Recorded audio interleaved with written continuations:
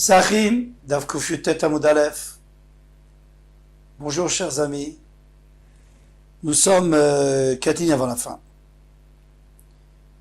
du Hamoud précédent. Alors je vous fais des petites corrections tout de suite en lisant.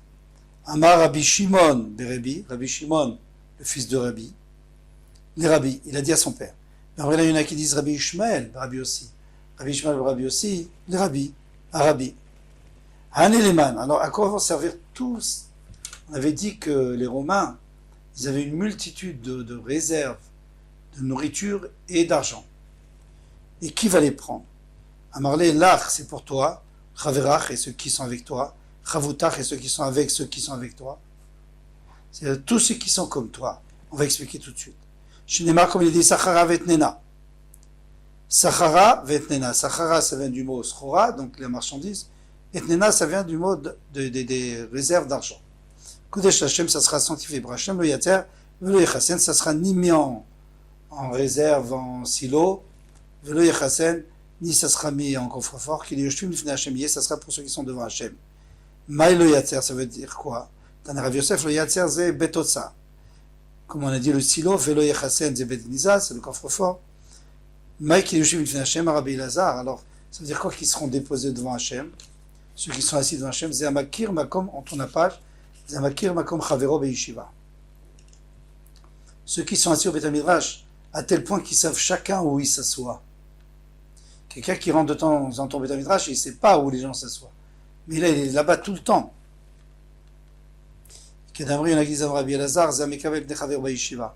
C'est celui qui reçoit avec amour et avec respect son chaver qui vient étudier.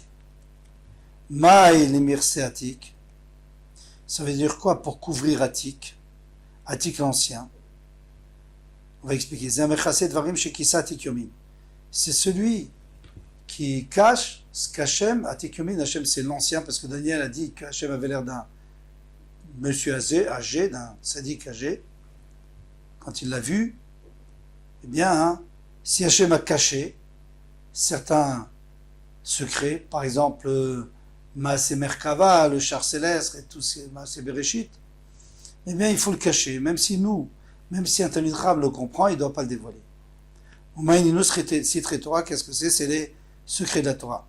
Vekademri, il y en a qui disent Amegale Dvarim She Chisa Atik Yomin. C'est celui qui dévoile les paroles, les choses qu'Hachem a cachées. Maïniu Ta'ame Torah. La raison de la Torah. La raison de la Torah, ça, on peut dévoiler. Il faut dévoiler. Amar Rav Kahana Mishum Rabbi Ishmael, Rav Kahana nom de Rabbi Ishmael Rabbi aussi, Maïdirtim, le Netzar Mizmor de David. Alors on continue la laine, pas le Hallel Tehilim. Que veut dire l'Amnatseach Mizmor de David? L'Amnatseach, c'est-à-dire celui qui a gagné, Mizmor, qui a chanté David. Zamrou le Mishinotrim Otov Vesameach. Il faut louer celui qui s'est fait battu, qui viachol, comme si c'était possible. Vesamer, il est content. C'est qui? C'est Hachem. Tu vois bien que les midot d'Hachem sont pas comme, les qualités d'Hachem sont pas comme les hommes. Si on bat un homme, il est triste. On le bat, Vesamer, il est heureux. Comme il est dit, Vayomer Lashmidam Loulé Moshe Bechiro Amad Vaperetz. Hachem voulait exterminer les Israël lorsqu'ils ont fait le Hegel, le veau d'or, si ce n'était pas que Moshe, son choisi, son serviteur choisi, Amad Vaperetz, il se tenait dans la brèche des Fanav devant lui. Parce que les Israël ont fait une brèche, puisqu'ils ont fauté. Et Hachem voulait rentrer dans la brèche pour les punir, et Moshe Rabbeinu l'a empêché. Kiverchol, comme si c'était possible. Amar Rav Kahana, Mishum Rabbi Ishmael Rabbi aussi. Donc Rav Kahana, on dit de Rabbi Shimon Rabbi aussi. Vamri Rabbanan et les Talmim ont dit non, c'est Rabbi Shimon ben Lakish, Mishum Rabbi Yodan Essia. Alors avant, il faut expliquer, avant de continuer, il faut expliquer que Hachem, c'est pas que Moshe Rabbeinu s'oppose à Hachem, il ne peut pas s'opposer. Il ne peut pas s'opposer à Hachem. C'est qu'Hachem a donné les possibilités à l'être humain de défendre le clan d'Israël malgré la colère d'Hachem. Et donc celui qui le fait, eh bien il est Baruch, il est béni. Maïdir vide Adam mitachat kanfehem, ça veut dire quoi? Que les mains de l'homme sont sous les ailes. Il y a d'octif. Et ça s'écrit avec un vav. Ça veut dire, on ne parle pas des mains d'Israël, mais on parle des mains d'Hachem, de la main d'Hachem. Ziyado shel Akadosh Baruch Hu sheproussat tachat kanfei achayot. Sous les ailes des chayot. Les chayot, c'est les malachim très très élevés qui sont dans le ciel.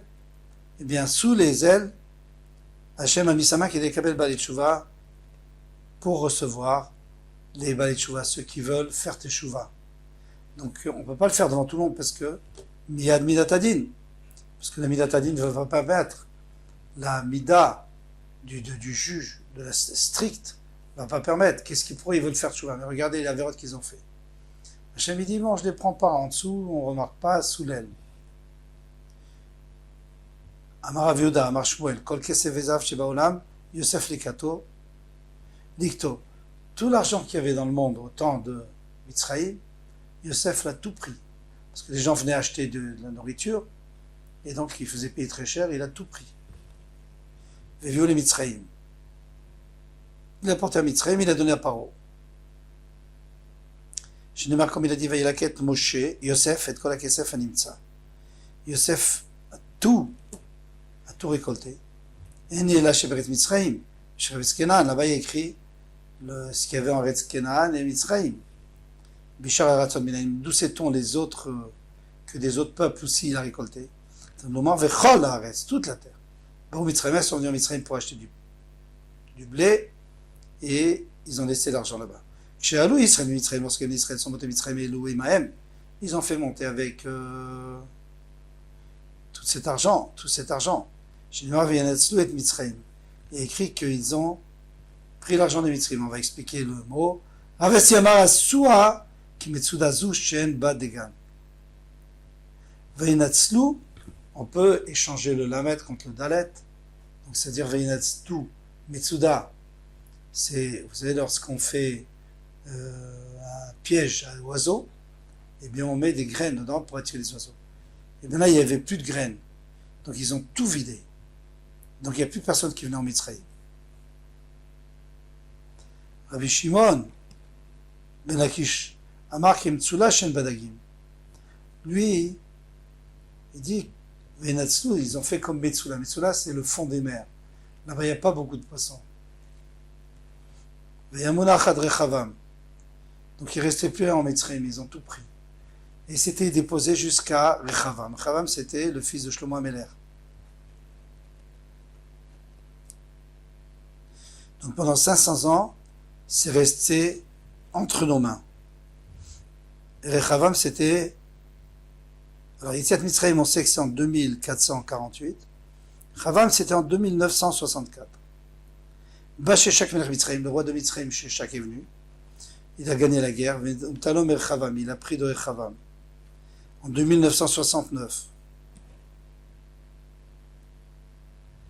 Shenemar Veiveshat Achamishit, le Melech Rechavam, le 5e année de Rechavam, à la Sheshak Melech Mitzrayim, est monté Sheshak, le roi de Mitzrayim, à Yerushalayim, Yerushalayim, Vikaret Otzrot Bet Hashem. Ils ont pris tous les trésors de Bet Amidash, Bet Otzrot Bet Hamelech et du roi. Bas Zerach Melech Kush. Il est venu Zerach, le roi de Kush, qui s'est battu avec Mitzrayim, Talom et Sheshak. Il a pris de Sheshak. Alors il faut savoir que les Goïms, quand ils allaient à la guerre, ils prenaient leur or avec. Ils prenaient leur trésor avec pour montrer aux armées, aux soldats, si on perd, ils nous prennent tout. Donc on a intérêt à gagner. C'était pour les encourager. Baasa, Untalo Mezach Melarkouch, Asa est venu en 2998 et il a pris du roi de Couche. Shigro le Adrimon ben Tabarimon. Et il a offert tout ça à son allié. Mais parce que lui, Asa, qui était le roi de Juda, il était en guerre contre Baasha, qui était le roi d'Israël. Et donc, Adrimon, il avait promis au roi d'Israël de ne pas lui faire du mal. Alors, Asa lui a envoyé tout cet argent pour qu'il change d'avis. Là, c'est approximatif, c'est en 3019. Ensuite, Baou Bnei Ammon, les Bnei Ammon, les fils de Ammon, le peuple de Ammon, Vatlou Me'adrimon ben Tvarimon, ils l'ont pris de Me'adrimon. Bayoshaphat et Yoshaphat de Bnei Ammon, il a pris des Bnei Ammon en 3030 à peu près. Vayamunach ad Achaz, et c'est resté jusqu'au roi Achaz en 3190, donc c'est 160 ans. Basancheriv est venu, Natlom et Achaz, il a pris de Achaz en 3213. Bachizkia Natanum Sancheriv est venu Chizkia, et il a battu Sancheriv, et il a pris de Sancheriv en 3300, 3213, c'est ça. Vayamuna Manoach ad Tzidkia, c'est resté jusqu'à 3338, Tzidkia Ameler. Baou Kazdim, sont venus les Kazdim, Natanum et Tzidkia, ils ont pris de Tzidkia. Baou Parsim, Natanum et Kazdim, Parsim c'était Koresh, il a pris des Parsim en 3390. Baou Yevanim, Natanum mais Parsim, les Grecs ont pris des Perses, et Alexandre le Grand, 3448. Baou Romi, mais on va terminer avec les Romains, Natanum et Yevanim, il y a des Yevanim, ils ont pris des Yevanim en 3648. Vadaïn Mounar Beromi, on sait très bien qu'il a encore en Rome tous les trésors. Amar Ravi Chama Bar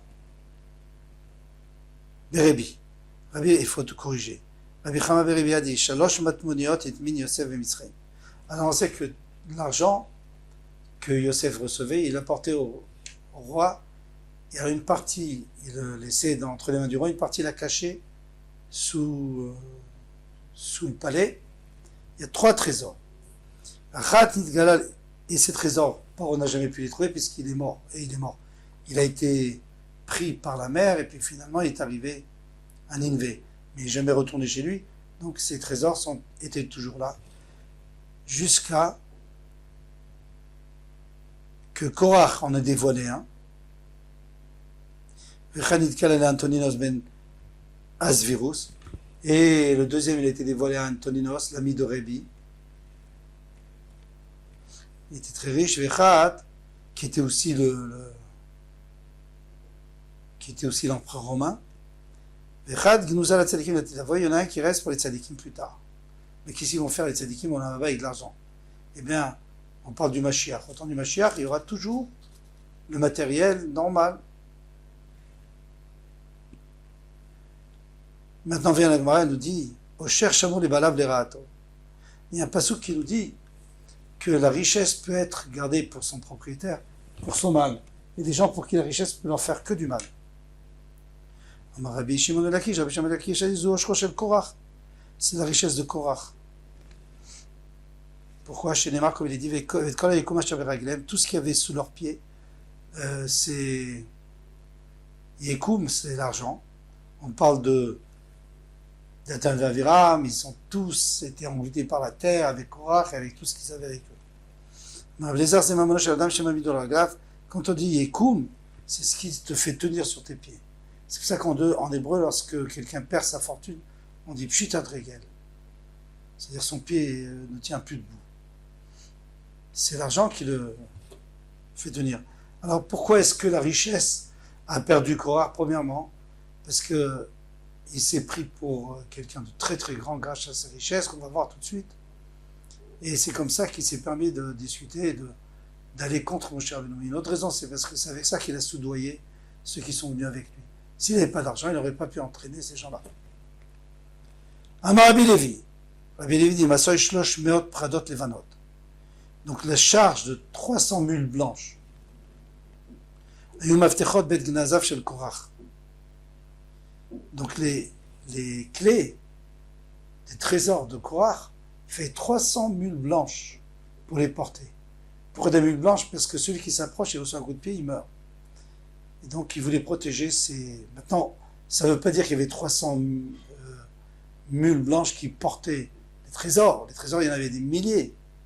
Ça, c'était que les clés.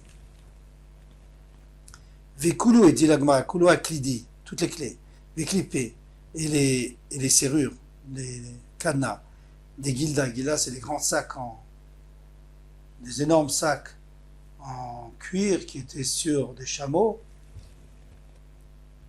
Eh bien, tout ça, c'était à Korach. Maintenant, nous avons un siman ici. Alors, vous allez voir Diyash, Adish, Kasdar, Meodar, Siman.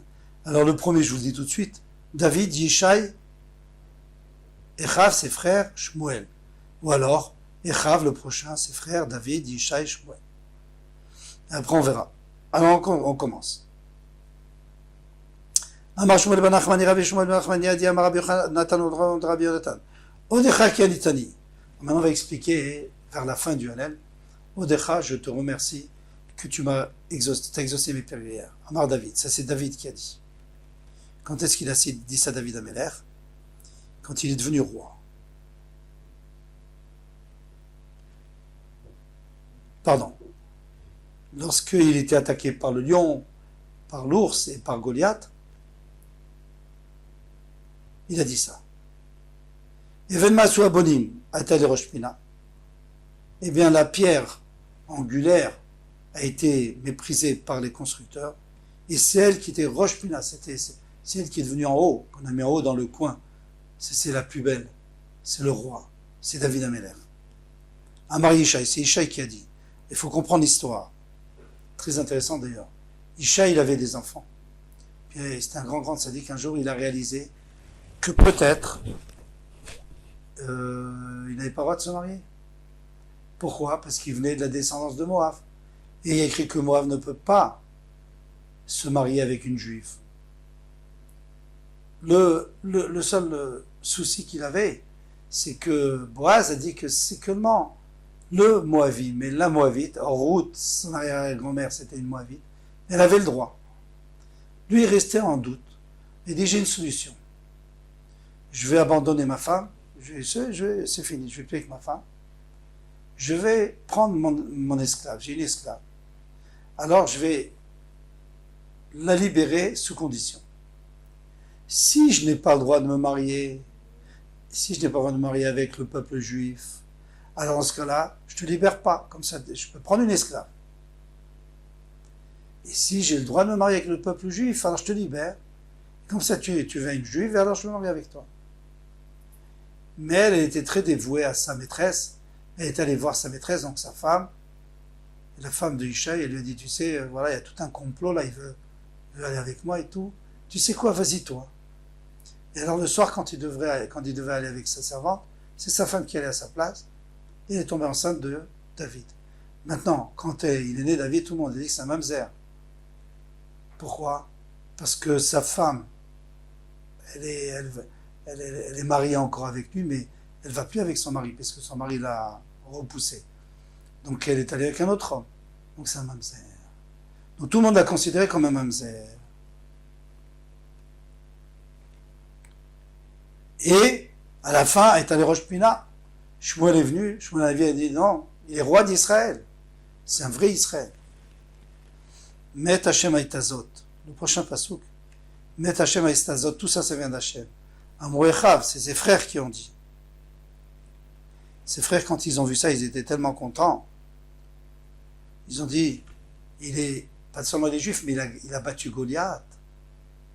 C'est beaucoup plus tard. Il a battu Goliath, il a dit, c'est impossible. Il est devenu roi, c'est impossible. C'est Hachem, ça. C'est un miracle. Zayom Asa Hachem, ce jour a fait Hachem, c'est un très très beau jour, le jour où David Amelech a été oint comme roi. Amar Shmuel. Shmuel a dit ça, parce que c'est lui qui l'a oint. La Gila Venismechabo. À la fin, il y a écrit, nous allons nous réjouir. Ana Hachem Oshiana. Echav. Amrou Echav. Ana Hachem, je t'en prie, sauve-nous de toutes les guerres, grâce à David, notre frère. Ana Hachem Atzlichana. David. Amar David, c'est David qui a dit. Il a dit Hachem, fais-moi réussir dans les guerres et aussi dans la royauté de diriger le peuple juif. Baruch haba b'shem Hachem. Béni sois-tu au nom d'Hachem, soyez-vous, à marier Shai. Quand sont venus les frères de David, et qui voulaient choisir un d'eux comme roi, il a dit, béni soyez-vous. Excusez-moi. Baruch, ça c'est le prochain. Baruch haba b'shem Hashem a marié Ishai. C'est Ishai qui a dit à Shmuel, bienvenue au nom d'Hachem, lorsqu'il est venu pour oindre un de ses enfants. Shmuel a dit, soyez bénis au nom d'Hachem. Quel Hachem va dire là? Nous, Hachem nous a éclairés à Mokulam. Ils ont dit tous. Il nous a éclairés parce que jusqu'à présent on pensait que David était un mamzer. Maintenant on sait que c'est le roi d'Israël. Yisru Chag ba'avutim. Alors on va traduire Yisru Chag. Yisru, ça veut dire attacher. Chag ici, c'est-à-dire le korban de la fête, c'est-à-dire les korbanot. Il faut les attacher pour les vérifier, pour être sûr qu'ils n'ont pas de défaut. Ba'avutim, avec des cordes. Al kardot al-misbeach, je continue le pasouk. Et après vous verserez le sang sur les coins du misbeach. Et on va faire une grande fête en l'honneur de l'onction de David Améler. Amar Shmuel, ça c'est Shmuel qui a dit. Eliata veodeka, tu es mon Dieu et je te remercie. Amar David, c'est David qui a dit ça. Pourquoi? Parce que vous allez voir plus loin dans le prochain mood, c'est que c'est David Améler qui va faire le zimoun à la fin de la Séouda. Donc il a dit, Eliata veodeka, je vais te remercier, tu m'as donné à manger. Et le Kaya Romemeka, mon Dieu, je vais t'élever. À Mokulam, tout le monde ont dit. Pourquoi? Parce qu'ils ont répondu, Baruch l'Elokenu she'achadu mishelo. Et il y en a qui disent ici, non, c'est David qui a dit tout ça. Et il y a Taveh de Kaya le Kaya Romemeka. Eux, ils ont dit, Odol Hashem kitov kilam chazdo. Voilà pour ce hamoud magnifique. Kol tout va demain à Bezrat Hashem.